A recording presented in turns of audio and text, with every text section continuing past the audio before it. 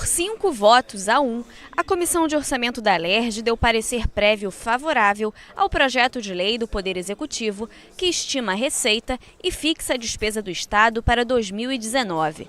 A previsão do governo é que o Estado do Rio tem um déficit orçamentário de 8 bilhões de reais no próximo ano.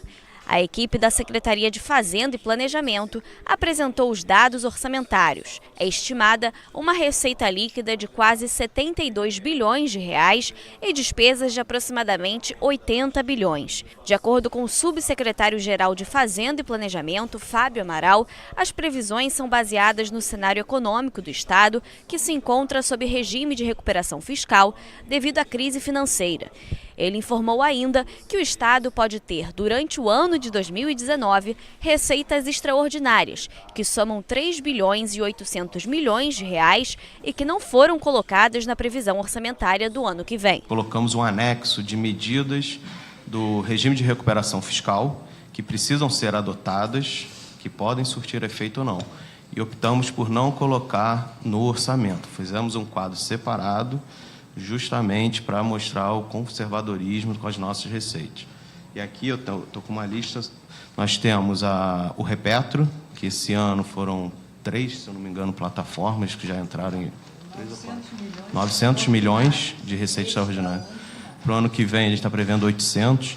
A modernização fazendária, que também daria em torno de uns 600, 700 milhões.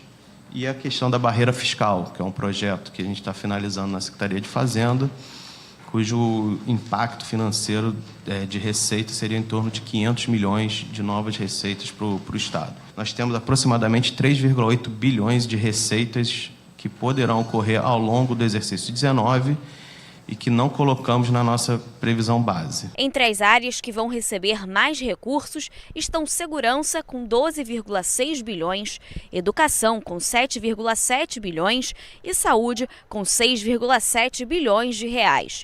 O governo está prevendo uma despesa de 22 bilhões com a Previdência Estadual e de 4,3 bilhões com a operação de créditos. As despesas, que totalizam um pouco mais de 79 bilhões de reais, têm a maior parte destinada para o pagamento de pessoal e encargos sociais. Aqui dividido o detalhamento por grupo de despesa, 59% do orçamento do Estado destinado a pagamento de pessoal e encargos sociais, a maior despesa, do Estado, 30% em outras despesas correntes.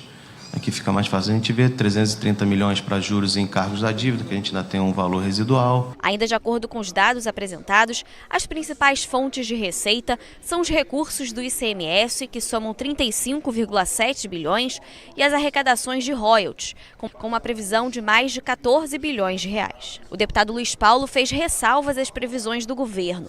Ele alegou, por exemplo, que o governo está contando com a receita de 5 bilhões de reais do Fundo Estadual de Combate à Pobreza.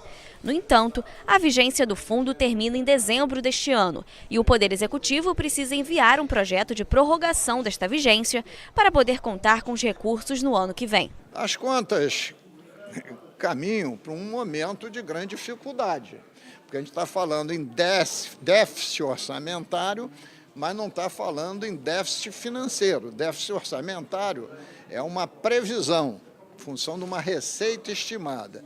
Se essa receita estimada for superior, esse déficit orçamentário diminui.